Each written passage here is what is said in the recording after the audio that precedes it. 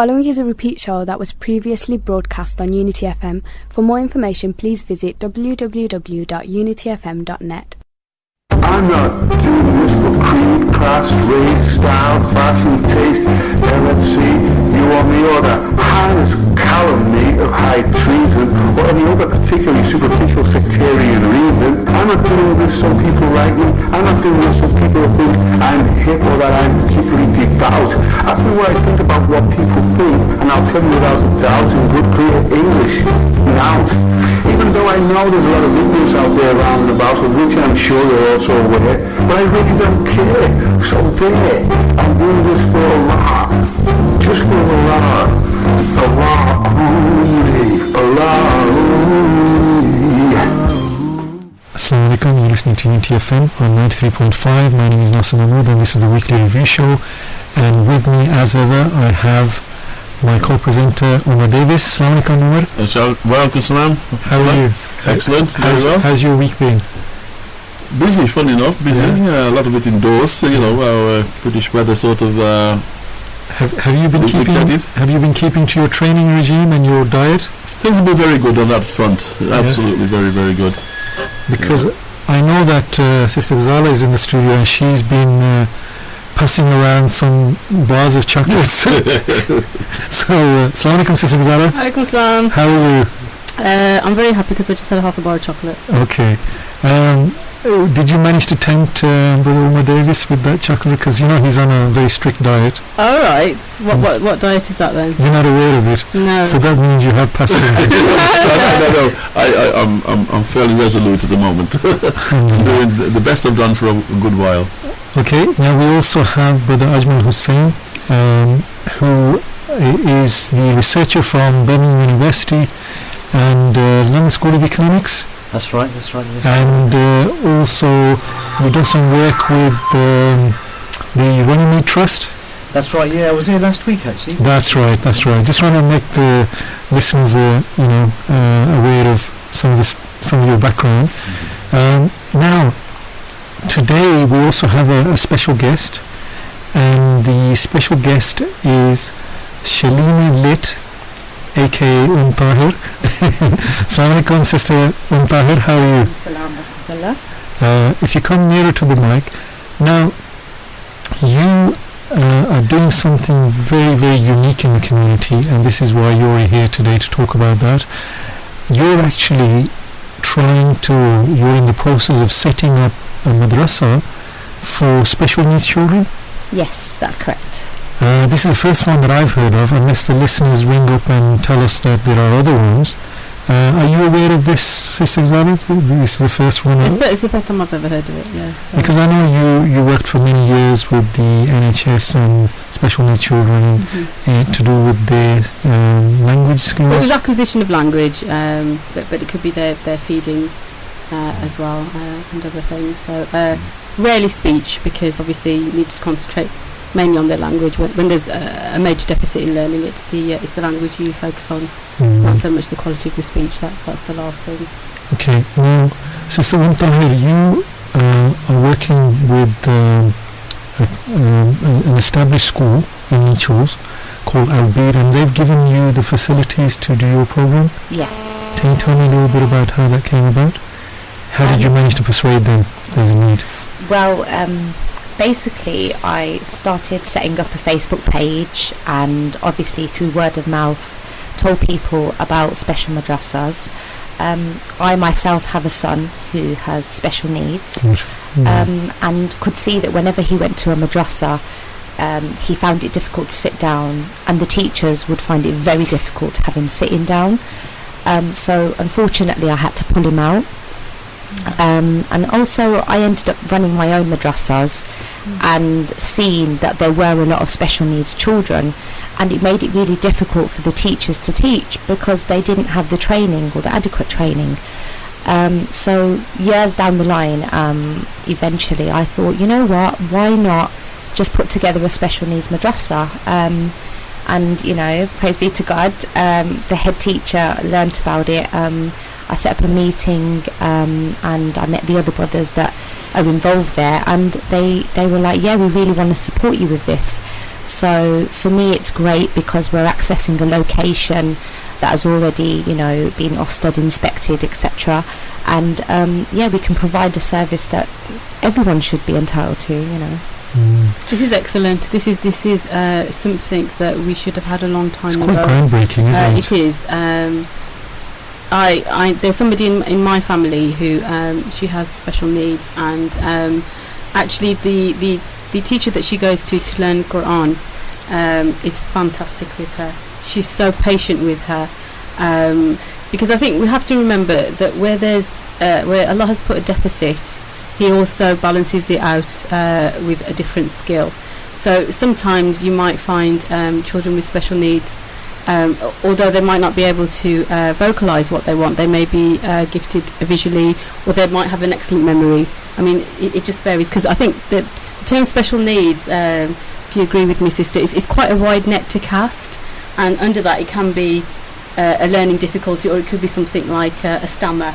Yeah. But actually, quite interestingly, rote learning and reciting something like the Quran is really helpful for a stammer.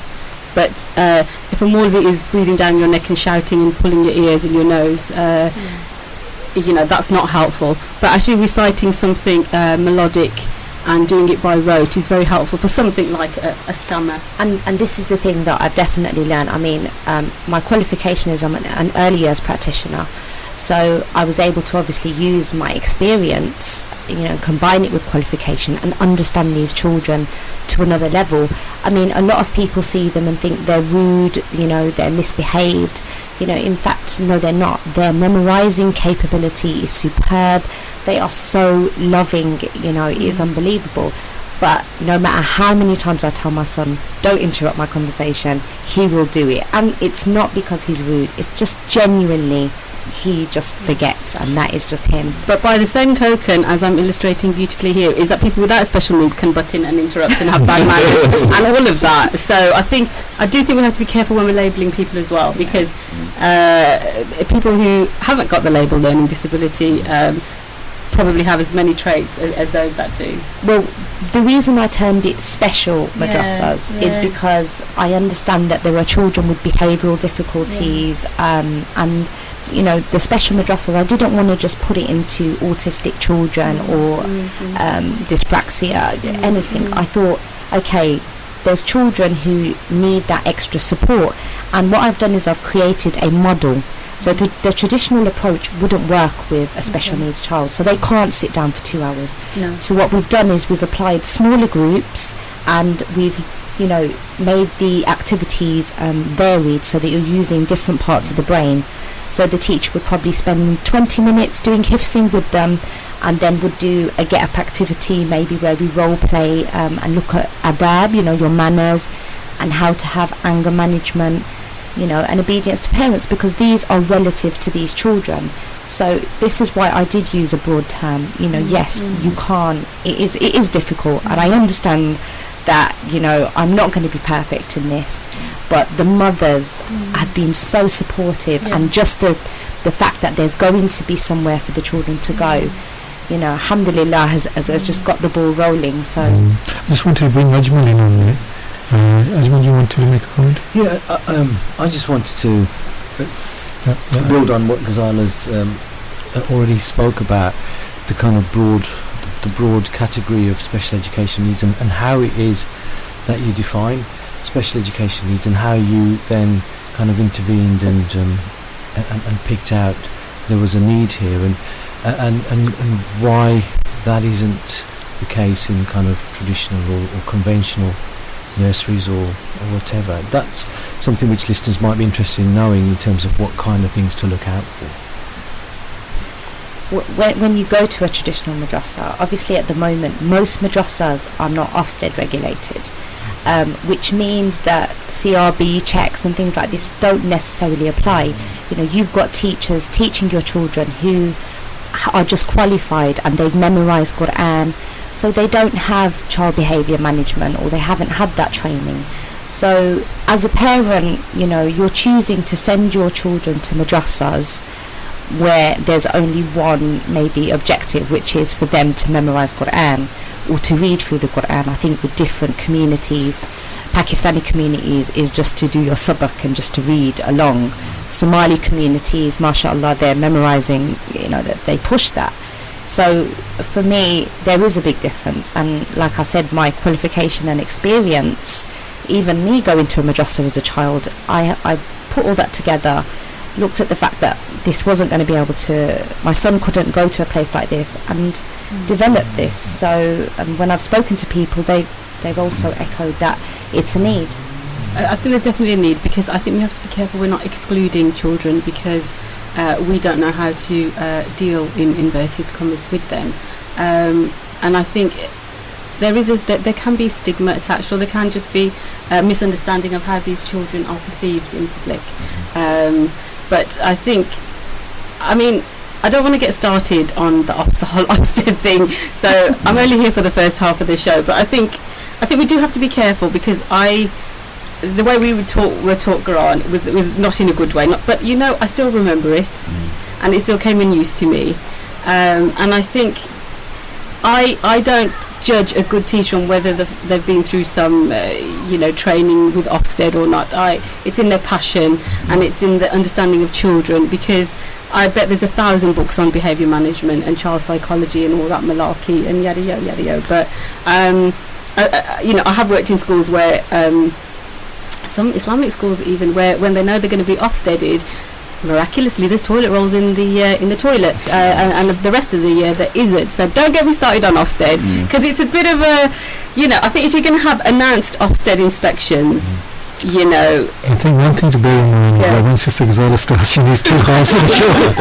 So luckily for us, she's only staying for 1 half today.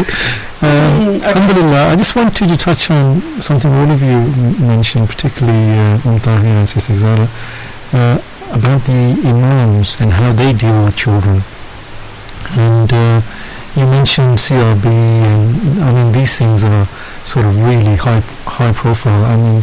Some imams we know in the community previously probably never even had proper legitimate stay in the country, and maybe came on a visit and they were teaching in mosques, which becomes very difficult. But so what? In terms of understanding the needs of children, right?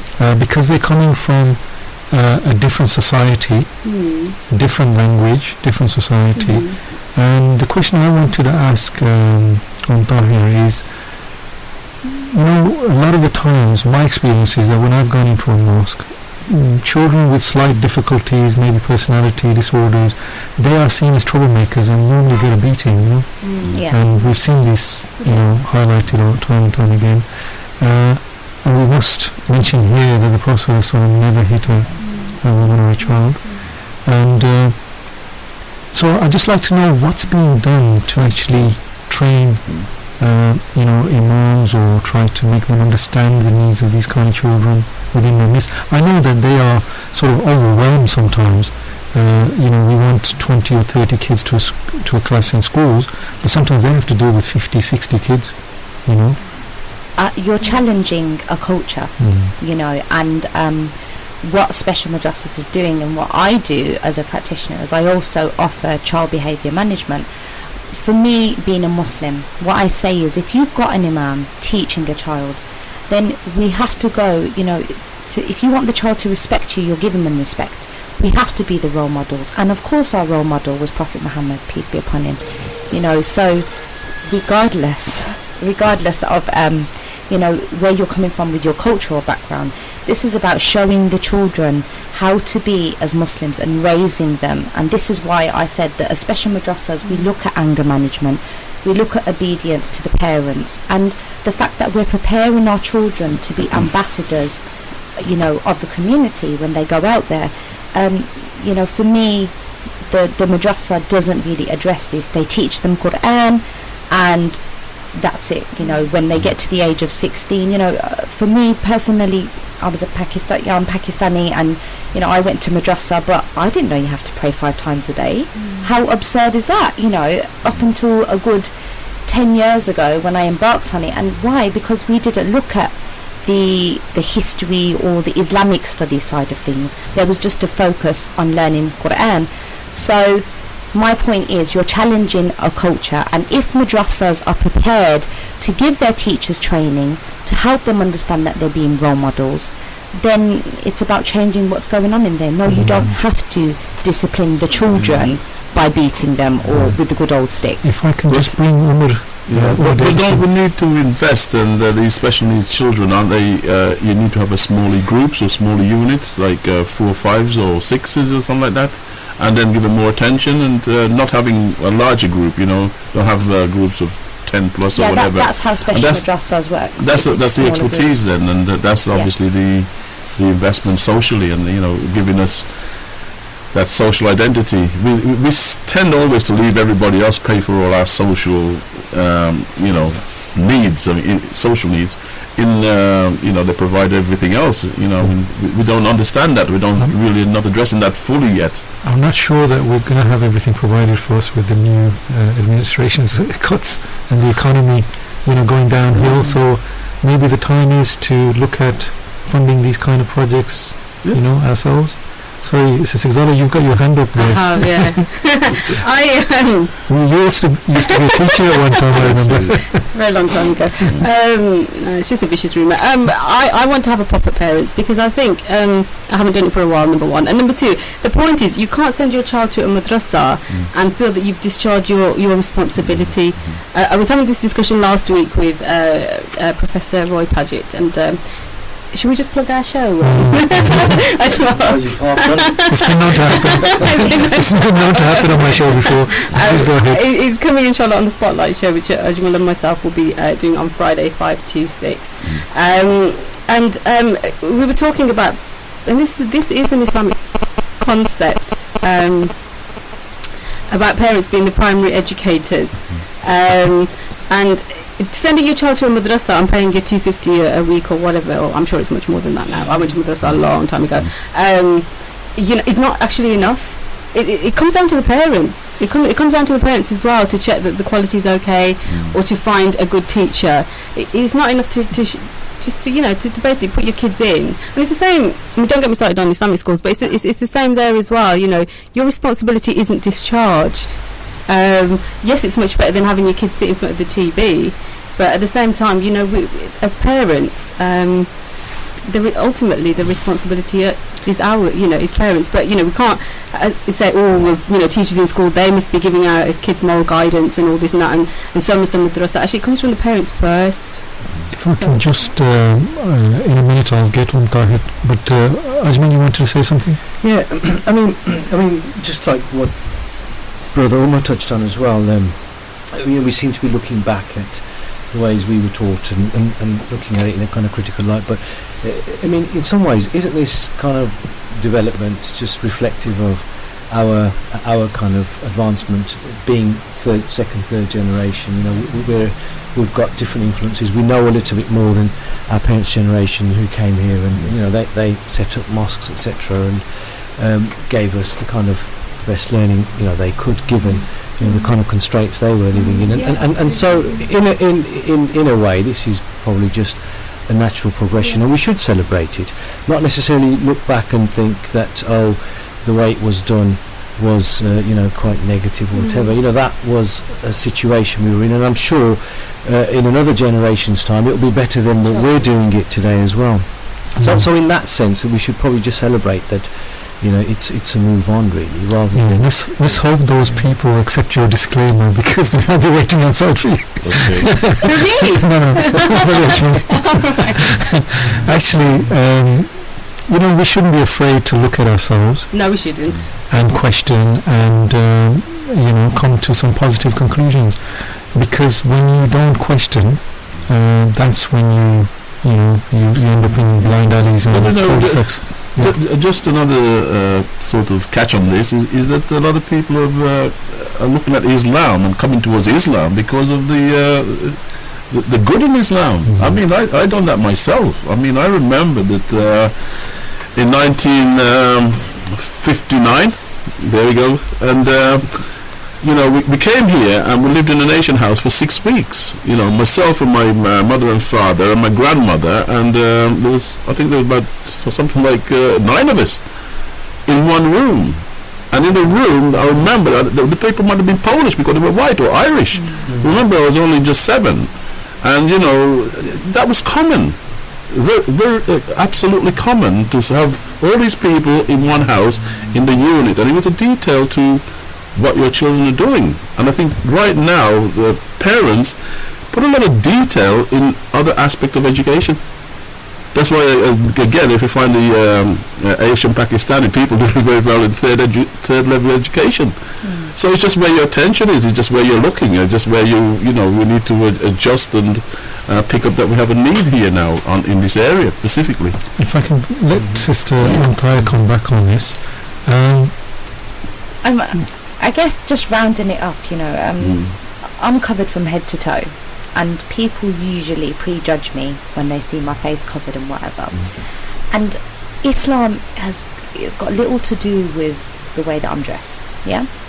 Islam is more to do with our character, and you got attracted to Islam. Absolutely. Because of the good in Islam, like you said. And, touching on, what you're saying about imams hitting children and for yourself about generations changing. If we go back to the authenticity of what Islam is about, it is about, character and, we're doing things, we're thinking before we act.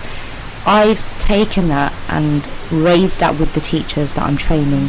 When I spoke to the head teacher and his supporting staff members, they acknowledged this, and I said, I can see that there are a lot of problems in the community because a lot of children are now spending time in front of TV, on Xbox, Facebook, So as far as I'm concerned, as a one-to-one basis, if somebody met me, they should go away feeling good about meeting a Muslim. And that's what I try to teach in the madrasahs, is we're preparing our children to be ambassadors in the society. And I think, yes, memorise Quran, but what is the Quran here for? So I know that your places are being taken very quickly in your particular madrasa that you started.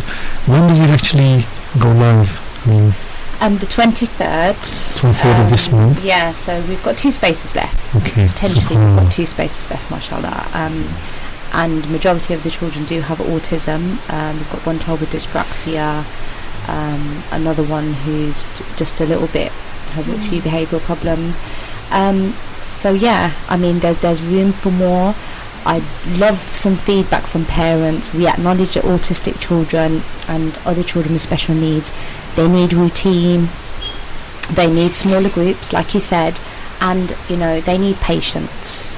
So the teachers will have that training, so we're definitely trying to develop a model, and we've had interest from Leicester as well and Manchester, so it looks like it will be going national. If I can just bring Ajmal in there. Can I just ask quickly, can you tell listeners kind of signs to spot in children, like to tell if they might be autistic or the kind of learning difficulties? I think, or is that a contentious topic? I don't know if you want me to butt in here, but I think the thing with it's a bit of a slippery slope. I think the label of autism can only really be given by a paediatrician, I think, as far as I'm aware. So I think, but you see, under the remit of special needs, you can have gifted children as well. So, like I said, it's a bit of a catch-all. But I suppose if your child has difficulty concentrating or sitting for long periods of time, or gets very anxious when there's a lot of people, those kind of things. You generally, a mother knows, and I think, if your child goes to school, the other educators, other people start to notice differences. So when you start to hear these things, and you go to your doctors and you say, look, I've got these concerns, and then the process begins where we try to diagnose whether or not the child has got special needs. But I do have a Facebook page. It's specialmadrasahs at live.co.uk, where I'm trying to put, loads of updates on there.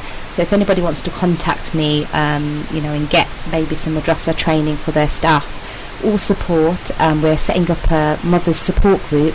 So mothers who have got children with special needs, we want to set up a support group as well, inshallah. And the Facebook pages again? Special Madrasahs at live.co.uk. Okay. Is there any eligibility criteria for kids? I mean, do they have to have an official label, or is it just the mother's intuition, or how are they selected to get onto special madrasahs? Yeah. I do an assessment. Right. So the main thing is if the child is having difficulty learning. So it could be that they're a little bit slow, or they're not able to sit down for the long periods. I know that I'm going to get a lot of children who have just got behavioural difficulties, and I'm ready to support parents and remind them about what we can do. You know, the food that your children are eating, are they going to bed early? You know, there are factors we can explore before we go down the route of saying, okay, there's something wrong here. A lot of times then the kids get certain food, what they call these numbers, and they go off the chart. I mean, and more so. And a lot of times it's not being able to communicate with them. There's something just happening now in our youth club and everything else. And this young lad, I mean, he was a test, but I just begged him to communicate with the tutors. We'll come back to this straight after the ad break. We'll be back in exactly 4 minutes. Assalamu alaikum.